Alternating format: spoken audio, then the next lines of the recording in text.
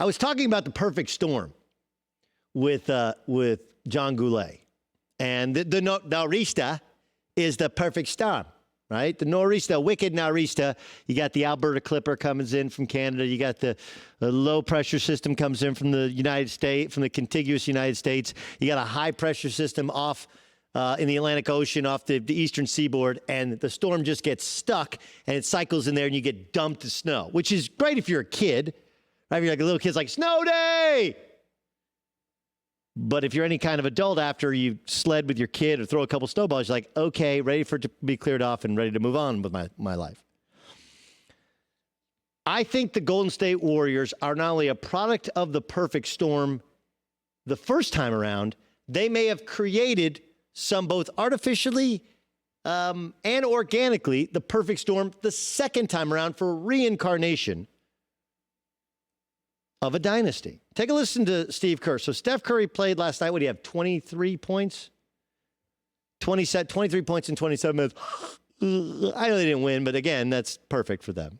Like, think about all the things that came together so perfectly for the Warriors the first time around, right? They got Steph in the NBA draft, and when they got Steph, remember, that was after the Timberwolves selected not one, but 2 point guards ahead of him, right?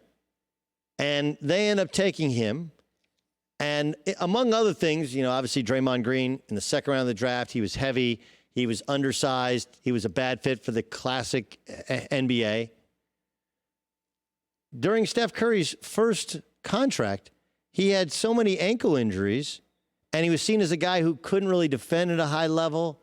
Like, there was something there, but even the Warriors offered the Bucks either Monte Ellis or Steph Curry. Pick one, because we want Andrew Bogut.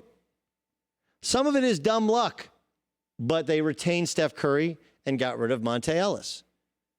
Steph was not healthy enough long enough so that his second contract was, I think, 4 years, $44 million, which is a lot of money to you and me, but considering he's a two-time MVP, he wasn't a max contract and a second contract guy because of injuries, and no one really knew what he was going to be. I mean, think about it. Had the Knicks been in better shape, been a little bit better run, and maybe it was part of it was location, but Steve Kerr was going to be the head coach of the Knicks. Instead, he becomes the head coach, turns it down, becomes the head coach of the Warriors. Like, all of these things just kind of lined up. Klay Thompson being drafted. Remember, Jerry West was helping make those draft selections. That was because Jerry West was out of L.A. with the Lakers. Right? He had a falling out with the Lakers, specifically with Phil Jackson. He leaves, and he's the one who helped advise the Warriors. And Jerry West is King Midas in the NBA. Everything he touches turns to gold. I mean, you could go through and, you know, Andre Iguodala, they get him relatively on the cheap. I don't think Andre Iguodala is a starting caliber player, but he's a finishing player for them, playing the five. They were ahead of the curve playing small ball before anybody else could. The volume of three-point shots before anybody else did. Now, the second time around, Steph comes back, but they're so buried in last place. They're 3 games back of anyone else for the most ping pong balls for the lottery. They have that first-round pick. In addition, they have next year's Minnesota Timberwolves pick. When Steph is at full strength and Klay is at full strength next year and Draymond is at full strength next year, they also have gone out and added a third scorer who's not Kevin Durant, but he's also better than Harrison Barnes, right? And Andrew Wiggins. You know, Kevon Looney's been hurt most of this year, hurt last year in the playoffs.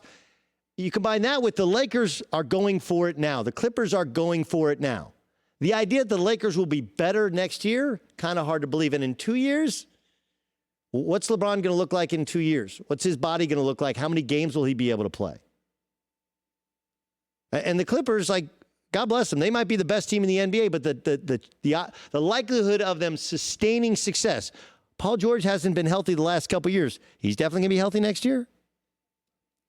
The Rockets, this feels like their one last grasp for air.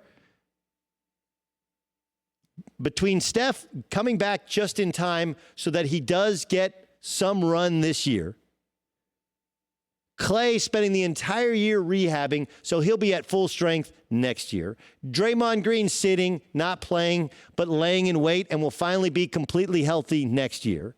Andrew Wiggins learning about how they want to play, learning how to play with Steph, but no big games until next year. And then they could have the number 1 overall pick or move that pick so that they can have a bunch of, they got draft equity they can move.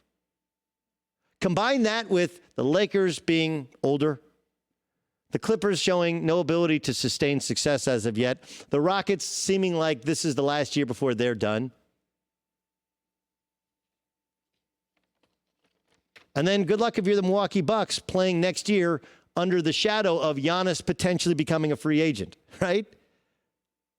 I think this pause is the perfect storm for the Warriors to be back atop. Now, has the league adjusted and evolved and everybody plays small ball? Yes, but no one has Steph and Clay both on their roster. And if Andrew Wiggins is your 3rd or 4th most important player and he buys into what you want to do, and then you can add more pieces with the draft equity that they have, chance to be something special. Hi, everybody. Thanks for watching. Subscribe here to get the latest from the show. Also, be sure to check out more of the best clips from The Herd or go watch a few segments from other shows on FS1.